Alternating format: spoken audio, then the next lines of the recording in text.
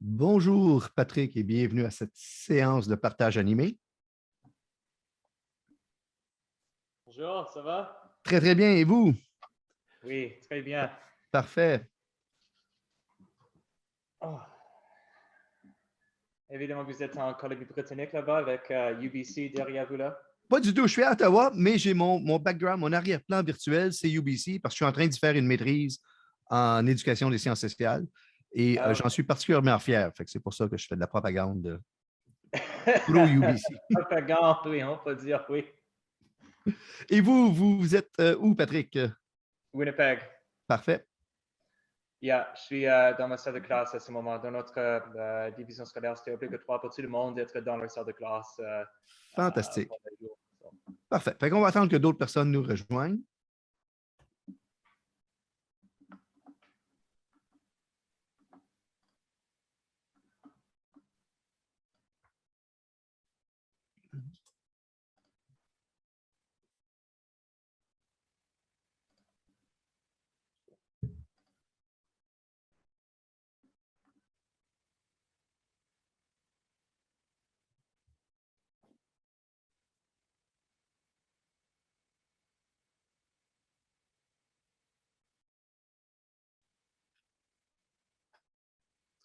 Patrick, vous enseignez en français à Winnipeg? Oui, c'est une émission française. Pas une Parfait. école francophone, mais tous mes cours se déroulent en français, mais les élèves, leur langue maternelle, c'est l'anglais. So. C'est en anglais, parfait. Et comment vous trouvez ça? Quels sont les défis d'enseigner en immersion? Ou bien. Ou bien, Jean-François. Ou OK. bien, c'est une bonne question, ça. La question est trop Yeah, large, no. hein? Like, la plupart de mes élèves, en fait, ils viennent des Philippines, ou leurs parents viennent des Philippines. So, Mhm. à la maison, on peut Tagalog ou anglais, ça dépend. Oui, oui. Et, beaucoup d'enseignements comme, comme le vocabulaire, Oui, oui, surtout bien sûr. comme vous savez, en sciences humaines, histoire, il y a beaucoup de comme, mots qui sont élevés, c'est difficile de comprendre. Bien sûr. Et bien, ça prend du temps. So, Et souvent, le défi de mon côté, parce que j'enseigne en français, donc en situation minoritaire à Ottawa, c'est de me trouver des sources primaires qui sont en français et non pas simplement des documents toujours. historiques Et bien, anglais qui sont oui, faciles à trouver. Mais trouver l'équivalent en français. Puis le site des archives de Radio-Canada n'arrête pas de publier et dépublier des choses. Fait que j'ai des liens qui faut que je vérifie à toutes les fois parce que d'un mois à l'autre, ils peuvent ne plus être valides. Donc, il et faut l'autre faire attention. problème, c'est que oui, on peut trouver les ressources, mais des fois, c'est comme le niveau de texte est trop élevé pour les élèves. C'est comme, OK, vas-y, C'est vas-y, vrai. texte, mais c'est comme, monsieur, ça veut dire quoi? Oui, oui. So, yeah, j'ai le même problème. Et du coup, en même temps, c'est comme, OK, moi, j'ai les élèves en 9e année. Je ne sais pas pour vous, mais tous mes élèves, c'est des élèves de 9e année. Mhm. Alors, leur niveau de lecture en français, ça prend du temps des C'est fois. ça. J'ai des élèves, les miens sont en 10e année en OK, histoire, dans le cours obligatoire d'histoire en Ontario, qui est Histoire du OK, Canada depuis le 1914. OK. Et j'enseigne également un cours de politique 12e année, qui est politique canadienne et Oh, mondiale. c'est Donc, facultatif, ça? c'est un cours facultatif qui est offert pour la deuxième fois seulement. Fait que j'avais comme 22 élèves la première fois quand j'enseignais à partir de la maison à la fin de l'année dernière. Et OK. là, 13 inscriptions seulement, je ne sais pas pourquoi. Mais c'est un cours qui est assez intéressant. Le programme cadre me donne pas mal de latitude de ce côté-là. Et ça fait une belle introduction pour les élèves. Là. 10e année, c'est obligatoire. Il y a pour nous au Manitoba, c'est 11e année, c'est obligatoire. Les élèves, il n'y a pas vraiment de middle ground. Les élèves adorent le cours ou ils détestent le cours. Oui, c'est vrai. 11e année soir. J'ai enseigné le cours d'11e année soir en français aussi, mais pas cette année. Mhm. Cette année, mon cours, c'est 9e année sciences humaines et français. So, D'accord. yeah, c'est All pas right, mal intéressant. intéressant. Yeah. Et il y a une autre école, c'est une école à double voix. So, Mhm. les sports et tout ça, les autres activités se déroulent en anglais. Donc, je dois vraiment essayer dans ma salle de classe de pousser des français dans la salle de classe parce que le moment que je vais partir à l'école, ou surtout ma salle de classe des fois, leur Mhm. vie et toutes les autres choses dans la vie scolaire se déroulent en anglais. So, Oui, ils sont investis, mais en même temps, like, le temps que j'ai avec les élèves sont vraiment important. mhm. Oui, ça va être assez intéressant. De mon côté, je suis dans une école qui a un très fort programme scientifique et c'est sa réputation, pour ne pas dire sa survie également, parce qu'on est évidemment en compétition contre des écoles anglophones. Oh, OK, oui. Et ça fait qu'il est très difficile de vendre un cours de sciences sociales au niveau supérieur, donc 11e, 12e année, quand ce sont des cours optionnels. Mais à titre de chef de secteur, c'est ma job d'essayer d'équilibrer ça et de OK. dire, il n'y a pas juste les sciences ou les sciences sociales, c'est également de la science. Vous êtes chef du département alors? Oui, c'est ça, chef de département depuis à peu près 2 ans. OK. Puis je roule avec 9 enseignants avec moi à peu près. Oh, pas mal. Pas mal. Et certains sont partagés, ils vont enseigner 2 cours de français, 4 cours de sciences sociales, par exemple. Oh, Euh, OK. oui, on a beaucoup de partage d'enseignants entre différents secteurs. Pas vraiment ici. C'est toujours la Non, même chose. Mais like, dans une école d'émission française, si c'était plus petite, c'est nécessaire parce qu'on doit partager les matières. bah Parce oui, que ça arrive. Mais... c'est sûr. Yeah. So, All right. bien, vous faites un master's à UBC alors? UBC, ça s'appelle le Masters in Social Studies Education, OK. qui se spécialise en Historical Thinking, Curriculum et Pédagogie. OK, yeah, je fais un diplôme post-baccalauréat à l'Université Saint-Boniface à ce moment. Oh, wow. Yeah, so pas assez lourd qu'un master, mais en même temps, yeah, les cours se déroulent en français à USB et c'est tout en ligne. Je suppose que les cours pour vous sont en ligne Oui, aussi. c'est en ligne, Yeah. c'est en ligne à temps partiel. C'est un programme qui est fait en cohorte, c'est-à-dire que ça dure 23 mois et il y OK, a une nouvelle cohorte à tous les 2 ans. C'est la première OK. fois que c'est sorti et je suis présentement un cours sur la recherche en sciences sociales, en éducation des sciences sociales avec Lindsay Gibson qui va présenter demain un des ateliers. Oh, OK, yeah. Évidemment, avez-vous regardé la présentation avant avec c'était James et Oui, yeah. il Ouh. Avec oui, ça, yeah. Avec c'était qui son nom là? Margie Patrick, oui, c'est un bon nom oui, catholique alors. Mais man, c'est comme intéressant parce que évidemment, like, je sais en Ontario, c'était divisé entre les écoles catholiques et publiques. exactement. Ici, au Manitoba, c'est tout public et il n'y a pas d'école catholique, c'est uniquement juste les écoles Mhm. privées.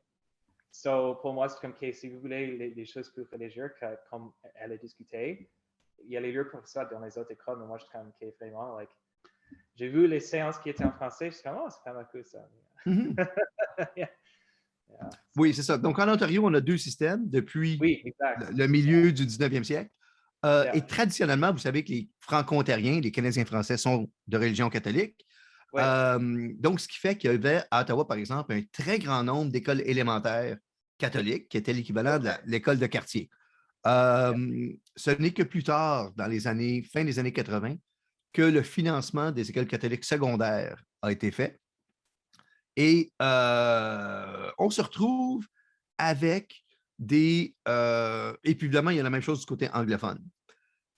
Les conseils scolaires catholiques anglophones sont beaucoup plus proches de leur religion que les conseils scolaires francophones. Et la raison, je pense, c'est que le conseil scolaire catholique francophone ne veut pas perdre un de ses élèves au profit de l'autre conseil scolaire public francophone. Donc, ils vont mettre, si tu me permets le jeu de mots, de l'eau dans leur vin ou de l'eau dans leur vin de messe. Et oui, il y a un cours de religion qui est obligatoire, généralement en 11e année, qui est un cours de religion comparée qui fait le profil des grandes religions du monde au On a la même. secondaire. Yeah. Alors que chez le catholique anglais, ils vont avoir un cours de religion obligatoire à chacune de leurs 4 années de secondaire. Okay. On va remarquer beaucoup plus de messes à 7 heures le matin qu'on en a du côté francophone. Et comme autre différence, on va remarquer également que dans les évaluations de presque tous les autres cours, il va y avoir un aspect catholique ou un aspect, une référence à Jésus, je ne sais pas trop. Okay. Donc, vous êtes dans une école, c'est catholique ou c'est public C'est là? catholique, mais c'est catholique très léger. Yeah, c'est catholique. C'est ça. Yeah, OK. Yeah, on a les mêmes choses en quelques instants. Ça dépend de l'école à Winnipeg. Mais, Exactement. yeah. On est Okay. supposé se parler de nos meilleures pratiques pédagogiques et on est Oh, enregistré bon. en plus à postérité. Donc, il faut Bon. quand même faire attention à ce qu'on dit. Fait que moi, j'ai amené au cas où 2 activités pédagogiques, un examen de fin d'année en 10e année et un gros travail de recherche en 10e, qui pourrait être adapté à un cours d'histoire de 9 ou un cours d'histoire de 11e année au Manitoba. Fait que moi, ça me ferait plaisir de présenter ces 2 activités-là. Et par la suite, on pourra voir comment on pourra faire aller la conversation. Est-ce que ça va? Parfait. Je suis ici. Donc, je vais partager mon écran en premier. Je veux juste voir. Et je vais commencer par un examen de. On va juste Ici. présenter. Il faut que je trouve le bon écran. C'est celui-là ici, sans le son. Et voilà. On va évidemment mettre ça, maximiser ça en lisant. Et voilà. Patrick, tu devrais voir mon écran où c'est marqué présentation de l'examen. Oui, évidemment. C'est pas la première fois que je vais présenter un écran. Ça fait beaucoup de fois avec COVID et tout ça, le partage de l'écran. On est les experts maintenant avec ça. On est des experts là-dedans. Donc, avec M. Bertrand, c'est moi-même, que vous allez soit vraiment aimer ou soit vraiment haïr dans quelques minutes. Ça, je présente ça peut-être une semaine avant la date de l'examen. La préparation de l'examen se fait en classe et c'est un examen oral. Donc, je dis à mes élèves que l'examen a une seule question. Et là, évidemment, terreur dans la salle de classe quand ils voient ça. J'explique par la suite que c'est un examen oral. Et là, j'ai encore plus de terreur, mais avec un peu de curiosité mélangée. Et je dis que ça commence lundi, donc la première, dans 2 jours suivants. Donc, je commence mon examen en posant une question aux élèves. Cette question-là est une citation. J'en ai plusieurs dans mon sac. Et cette année-là, j'avais sorti la citation de Laurier de 20th Century Belongs to Canada, qui est traduite en français par « Laissez-moi vous dire, chers Canadiens, que tous les signes l'indiquent, le 20e siècle sera le siècle du Canada. » Et je pose la question à mes élèves, dans quelle mesure la vision de Wilfrid Laurier s'est-elle actualisée, s'est-elle réalisée? Est-ce que Wilfrid a fait une bonne prédiction ou non? Et pour répondre à cette question-là, évidemment, ça prend des critères. Donc, c'est très critical thinking, TC Square, comme approche en passant. J'applique ces critères-là à 10, soit des événements, soit des thèmes, soit des enjeux de l'histoire canadienne au 20e siècle. Il y en a 8 que moi, j'impose à mes élèves et 2 que je donne au choix. L'analyse est faite en classe avec des ressources limitées généralement aux notes de cours et à 2 manuels qu'on utilise, mais que j'utilise de moins en moins. Mais ça donne quand même un peu de référence aux besoins. Et ils font ça en dedans de 4 jours à peu près, 4 périodes de 75 minutes. Donc, chaque journée, ils vont avoir 3 thèmes reçus et une feuille de travail à compléter, un worksheet. À la fin de chaque journée, je ramasse et j'évalue parce que je veux m'assurer qu'ils ne fassent pas de recherche supplémentaire à la maison ou qu'ils se fassent aider du grand frère. S'ils sont absents, c'est le lendemain qu'ils repassent un autre 75 minutes, donc une période pré-pandémique à ma salle de classe, après l'école. Pour la dernière journée, ils ont des ordinateurs disponibles pour leur événement au choix, qui ne sont peut-être pas des choses couvertes dans les manuels ou dans leurs notes de cours. Et le 16, ils me remettent les feuilles de travail, ils font une conclusion que je ramasse, que je photographie, que je la remets. Encore une fois, pour m'assurer que le travail se fasse en classe et qu'il n'y ait pas d'influence externe là-dessus. Par la suite, on a un examen oral, 5 à 10 minutes pour que les élèves présentent leurs conclusions, sans appui visuel. Donc, je ne demande pas de faire un Google Slide. Ils ont avec eux carte index, notes s'ils veulent, puis ils me rencontrent un à un. Le 21 janvier, je passais 21 élèves. Le 22 janvier, 5 élèves. Donc, je passe un élève aux 15 minutes à peu près. Qu'est-ce que les autres élèves font quand... Les autres jours, dans le fond, c'est dans la période d'examen où normalement les élèves auraient un examen le matin puis rien à faire l'après-midi. Donc, l'élève qui présente le 22, le 21 va rester à la maison, simplement. Oh man, ce serait excellent si notre école avait les... Ouais, hein? Parce qu'avec, je ne sais pas ce qui va arriver cette année avec bien sûr, vous avez comme une semaine d'examen. Oui. De notre côté, depuis mars 2020, il n'y a plus d'examen du tout qui se déroule chez nous, en Ontario. Fait que, il y a des élèves qui vont avoir un réveil brutal quand ça va recommencer, puis ils vont être rendus Oh, en 11e année. Là. oh, OK, c'est ça. Donc, chose certaine, feuille de travail, je vais te montrer ça dans quelques secondes. Et ça, c'est la grille d'évaluation ontarienne qu'on utilise, qui est vide, il n'y a pas de détails parce qu'elle est co-construite avec ma classe. OK. Donc, je vais juste montrer une feuille de ici. Donc, ici, je peux peut-être faire un petit zoom in pour que ça passe un peu mieux. Et voilà. Donc, le cahier de travail ressemble à ça, puis je passe 3 pages par jour à peu près. Donc, ici, ma citation est encore là. 20e siècle sera le siècle du Canada. Il faut en premier que les élèves trouvent et choisissent 3 critères. C'est très Jenny Newman. Donc, je donne 5 exemples de critères, mais ils sont libres de choisir et déterminer les leurs. Donc, est-ce que ça permet au Canada de prospérer ou encore de s'affirmer en tant que leader mondial ou créer une société juste et équitable? Donc, plus qu'un événement va créer une société juste, plus que c'est un événement qui contribue à réaliser la vision de Laurier. Développement de l'identité nationale ou répercussions positives sur l'ensemble du pays. Fait que mes enjeux, le premier, c'est la conscription. Donc, les élèves vont réanalyser les 2 crises de la conscription, déterminer si ça vaut une cote de -2, -1, +1, +2. Et ici, écrire la justification pour chacun des 3 critères. Même chose pour l'ONU, politique d'immigration également. Fait que quand on parle de politique d'immigration, ça permet de faire un très beau survol de tout le 20e siècle, de toute la matière qu'on a vue au cours des différentes unités. Révolution tranquille est un autre impact. L'indépendance énergétique, rapatriement de la Constitution et statut de Westminster, ce que je pourrais peut-être mettre dans l'ordre inverse. La place des femmes. Ici, je donne 2 choix et la perspective relation avec les Autochtones, avec les Premières Nations, Métis et Inuits, est là au numéro 8. Et par la suite, l'élève est capable de remplir sa présentation, préparer sa conclusion. Je donne comme truc pour l'évaluation orale, je le recommande, tu peux commencer en présentant la citation, en me disant quel est le contexte, en déterminant qu'est-ce que Laurier voulait dire quand il a dit ça. Et ça peut également avoir un impact sur l'analyse. Évidemment, en 5 à 10 minutes, l'élève ne peut pas nécessairement partager son analyse des 10 critères. Donc, il va choisir les événements qui sont les plus significatifs. Et ils vont présenter évidemment les 3 critères puis les expliquer. Fait ils vont faire comme normalement un survol peut-être de 3 événements, peut-être 4. Et par la suite, dans l'introduction, il faut faire semblant de ne pas connaître la conclusion parce qu'on est en analyse par critère. Donc, il n'y a pas d'hypothèse telle quelle à prouver. On évite la première personne. Heureusement pour eux, il n'y a pas de note de bas de page à l'oral. Et les feuilles de préparation, tous les cahiers de travaux, je ramasse ça et je recycle par la suite. Ça évite que ça soit recyclé par un petit frère dans les années suivantes. Oh oui, toujours. Toujours. Donc, d'année en année, je garde le même format. Je vais peut-être changer les différents thèmes.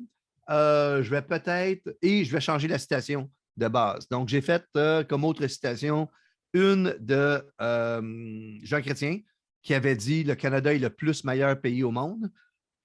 Oui, la syntaxe grammaticale n'est pas bonne, mais c'est Jean Chrétien qui l'a dit.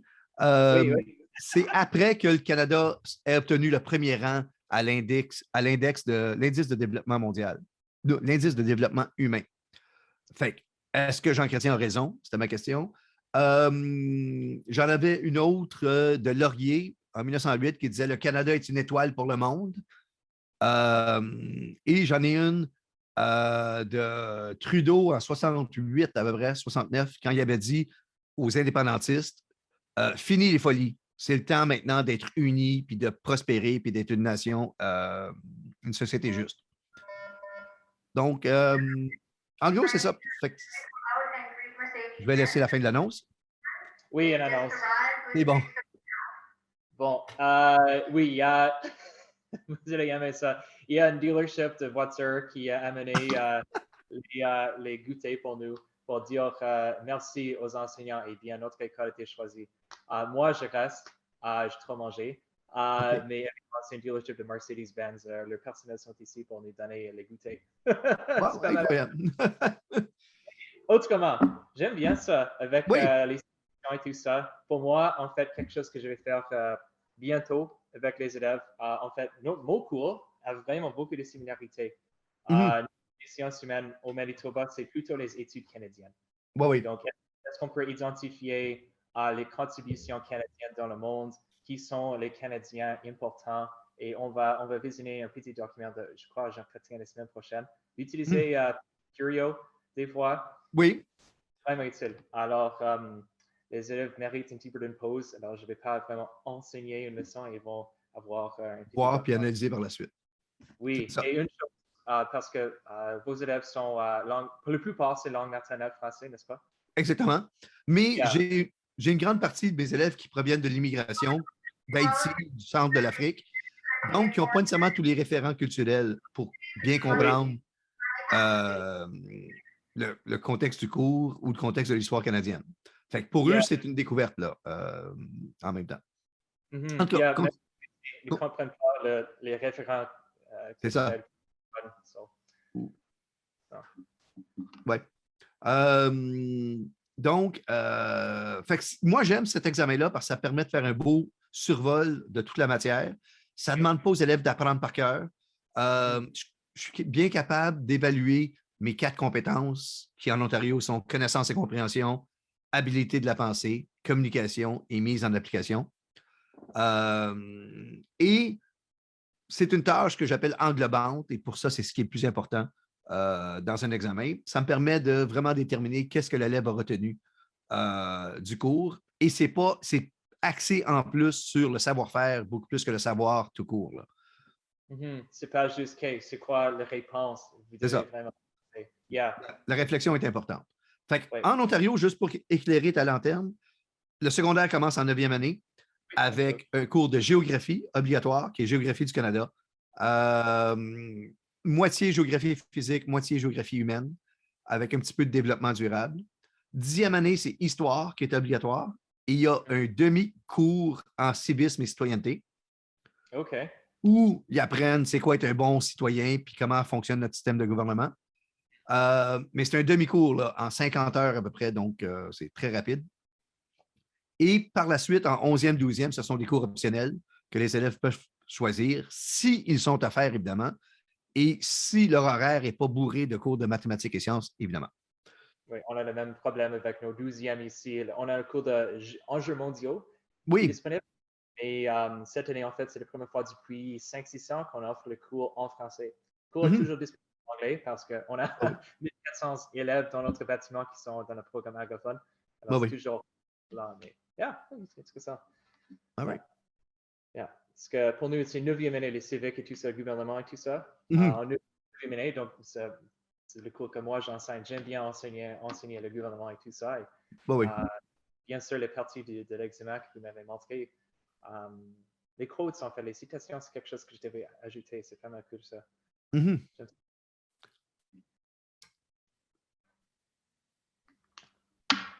What else? Yeah, so, yeah. Est-ce que vous avez comme plusieurs sections du même cours?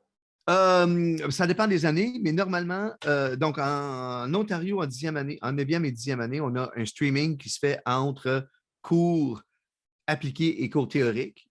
Cours OK. théorique, c'est l'élève qui plus tard va avoir un profil plutôt pré-universitaire, qui est confortable avec les concepts abstraits, alors que appliqué est plus confortable avec les concepts plus concrets.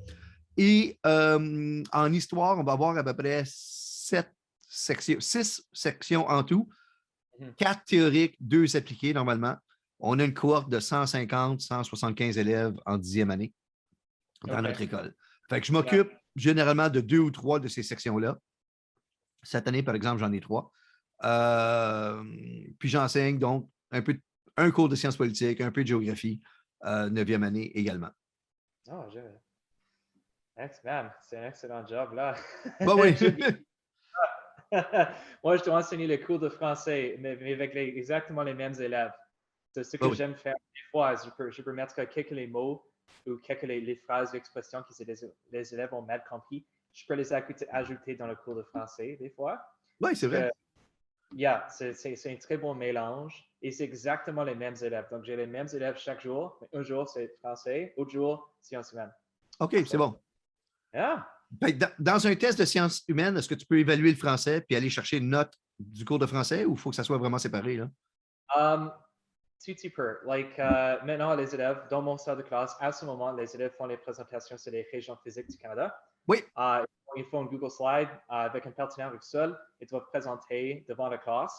Je leur dis, les présentations doivent durer entre comme 3 et 5 minutes max. Mm-hmm. Puis, ils ont fait des très, très bonnes présentations. Mais en même temps, je leur ai dit, bien, si je vois que vous avez évidemment traduit les phrases, les longues phrases, vous avez utilisé des choses que je sais que vous ne comprenez pas. Oui, je sais qu'il y a du Google Translate. Là. Ouais, oui. Exact. Et je leur ai dit, ils pensent, peut-être la même chose dans vos cours, mais ils pensent qu'ils sont vraiment intelligents. Des fois, Oui, comme mais ils ne sont pas si intelligents. Non. Exact. So, des fois, si j'ai un projet pour 5 semaines, disons, le projet vaut 10 points. Je réserve 1 point. Mm-hmm. Est-ce que je peux comprendre ce que vous dites? Oui. C'est bon.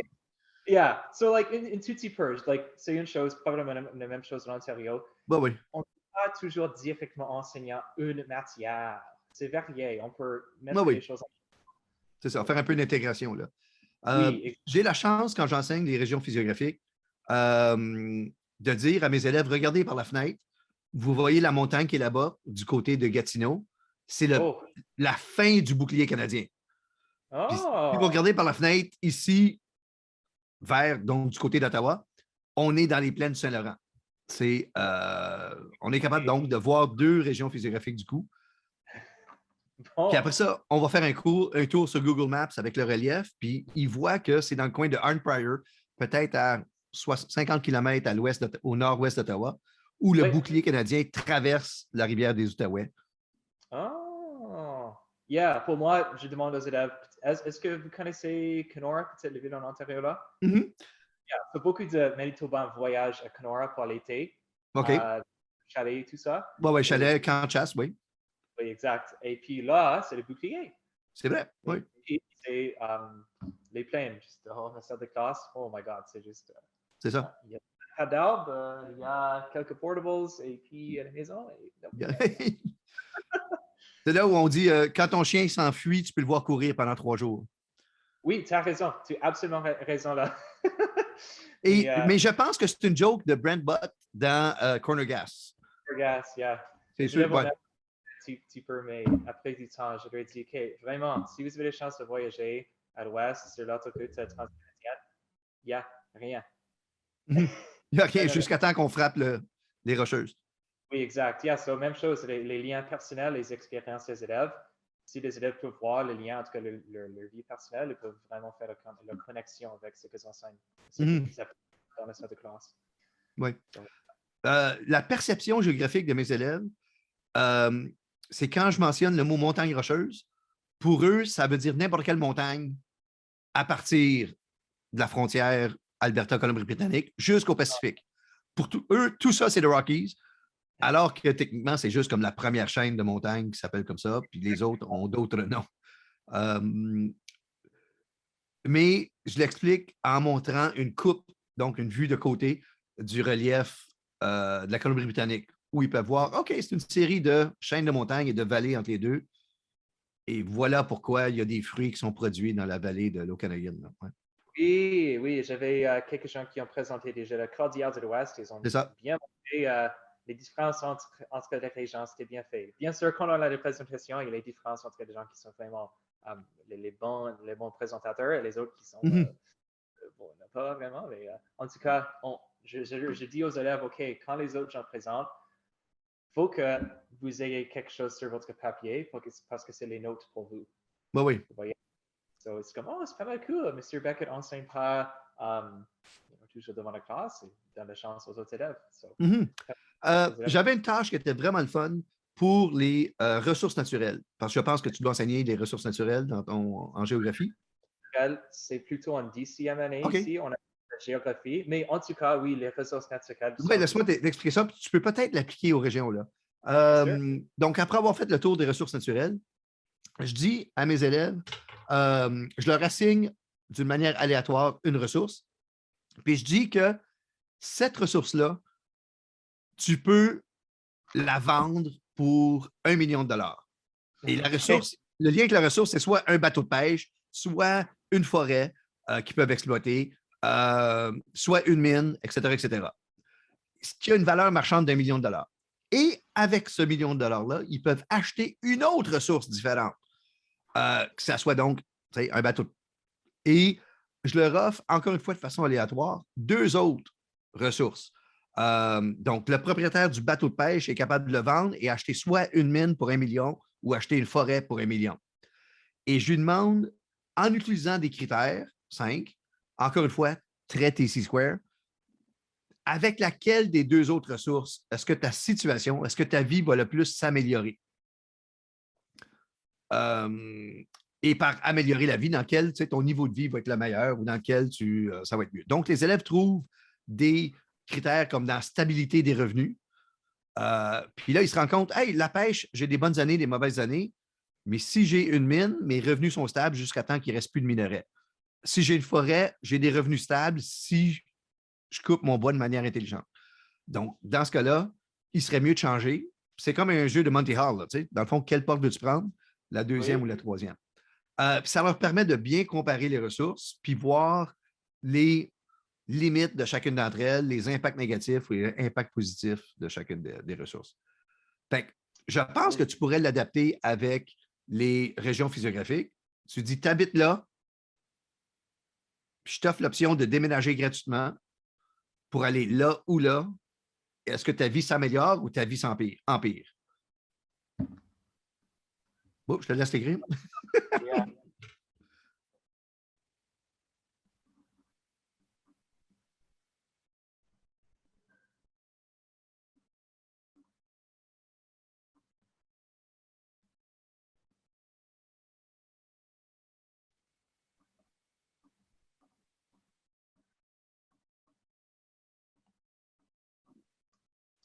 Oh, j'aime ça. Aussi, Oui, ça donne.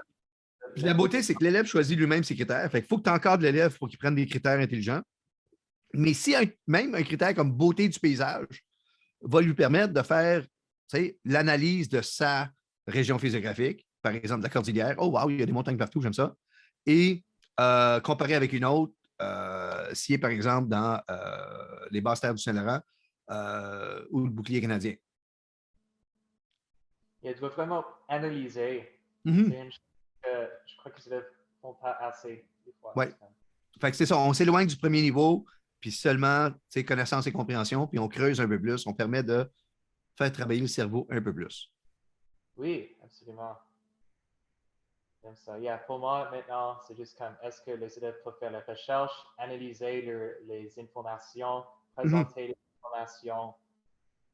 Bon, je leur ai dit, hey, il y a beaucoup de liens avec votre cours de français et anglais dans ce cas parce que vous devez analyser les informations et tout ça. C'est comme, OK. Mm-hmm. Qu'est-ce que vous faites pour, parce que le jour de souvenir approche, Oui, qu'est-ce que vous faites? OK. Ben, premièrement, parce qu'on est en pandémie, je ne peux pas avoir une grosse assemblée à l'auditorium avec tous les élèves. Donc, il y a quelques années, l'auditorium était en rénovation. Donc, j'avais fait un podcast qui avait été diffusé au haut-parleur de l'école sur le pied, qui avait assez bien tourné, que j'ai recyclé l'année dernière en 2020 parce qu'on était en pandémie. Et cette année, j'ai demandé à ma classe d'histoire, qu'est-ce qu'on fait? Est-ce qu'on fait un nouveau podcast? Est-ce qu'on fait une vidéo?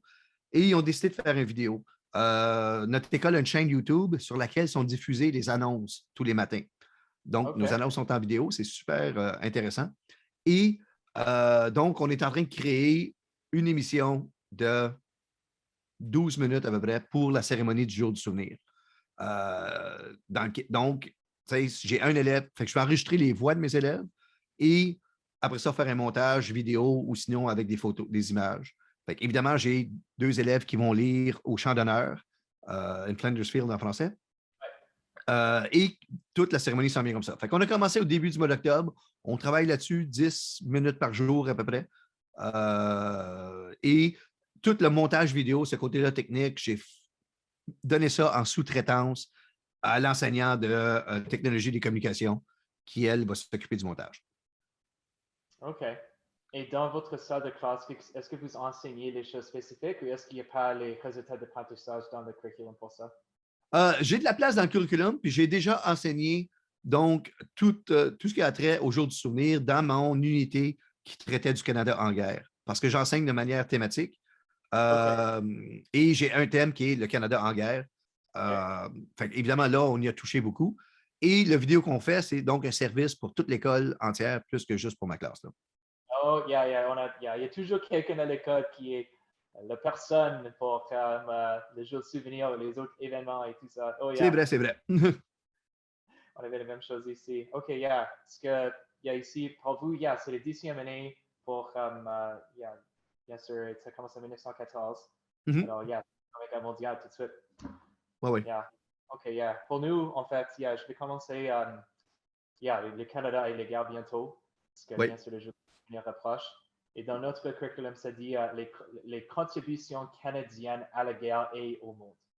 OK. So, ça pourrait être plusieurs choses, mais Mhm. la thématique à ce point de l'année pour les élèves de bien comprendre pourquoi on a toujours le jour du souvenir, c'est ça. Parfait. Ça tombe bien. Yeah, so peut-être on va voir une réunion, je crois en 2 semaines-ish, mais je n'ai pas reçu le courriel pour dire quand les élèves doivent aller au gymnase ou quelque chose Mhm. comme ça. Oh! Et like, c'est ma première année dans cette école. J'étais dans une autre école avec les plus jeunes en avant, OK. non, avec les plus âgés, avec les 9e. Donc, c'est la première année que j'ai créé les leçons pour la Première Guerre et la Deuxième Guerre mondiale et tout ça. OK. So, j'ai hâte d'enseigner ça aux élèves pour voir ce qu'ils ont pensé. Parfait.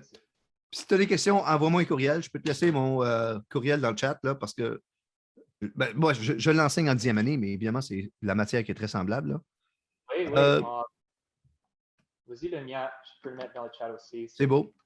Yeah.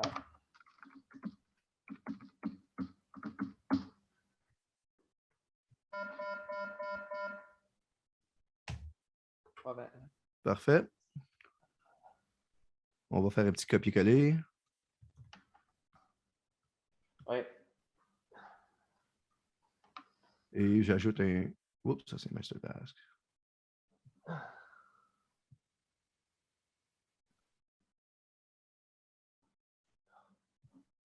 Juste école catholique, c'est pas. OK, intéressant. Ouais, fait que École catholique, c'est le nom du site du domaine web. Et le nom du conseil scolaire, c'est le Conseil des écoles catholiques du Centre-Est. OK, c'est pas OK? la région de Québec. C'est ça. Fait que, encore une fois, c'est marketing. OK? Ils ont voulu se trouver. Tu sais, le conseil public, qui est notre compétiteur, a écoleenfrançais.ca. Oh, Alors que leur nom, c'est le Conseil des écoles publiques de l'Est ontarien. Anyway, OK, intéressant. c'est ça. Yeah, à Winnipeg, moi, je suis dans Winnipeg School Division, OK. mais, oh bien, c'est Winnipeg, il y a uniquement une division scolaire. Oh non, non, non, non, il y en a 7. Il y en a 7. OK. Wow. Donc, non, c'est School Division. So, ça n'a pas vraiment du sens. Ça veut dire qu'on a uniquement un septième de la ville de Winnipeg. Incroyable. Puis la population de Winnipeg, c'est quelques 100 000, là? Environ 800 000. À peu près 800 000. Wow, OK. Mais, Dans mon conseil scolaire, qui est le plus grand en langue française à l'extérieur du Québec, on a 20 000 élèves OK, et 1500, 1600 enseignants à peu près OK. au On a total. on a 35 000 élèves dans notre division scolaire. Environ 35 000 élèves. Wow, wow. Mais on est le plus grand, mais on a uniquement comme une partie de Winnipeg. C'est ça. Wow. C'est Bizarre comment ça fonctionne. On est très le bizarre, seul très bizarre. qui a plusieurs divisions scolaires dans notre propre ville. Mhm. Calgary Board of Education, Edmonton Board of Education, c'est uniquement comme un conseil ou division scolaire. OK. Et, oui, excellent. C'est All vraiment right, cool. fantastique, Patrick. En théorie, ça se termine dans 4 minutes à peu près. C'est cool. C'est Je très crois cool. que moi et vous, je m'attendais qu'il y aurait plus de personnes, mais hey, Moi aussi. en tout Mais cas, bon, ça arrive. yeah, si vous pouvez m'envoyer l'examen, en fait, je peux vous envoyer une de mes choses que moi j'ai créée pour Oui, oui, les. bien sûr. Puis moi, je te renvoie mon examen Oui, que j'ai qui est en format Google Drive. Fait que si tu es dans l'univers Google, ça va être très facile de partager ça. l'univers Google, c'est incroyable. Cette année, on est en classe, donc j'ai utilisé un petit peu moins, mais quand on Oui, était oui. l'enseignement à distance, oui, certainement. Ça a sauvé ma vie, ça c'est vrai. Absolument. Bon, alors, on y va? C'est parfait. Bonne fin de journée. Vous aussi, monsieur. Parfait, ça m'a fait plaisir. Aussi. Au revoir. Bye bye.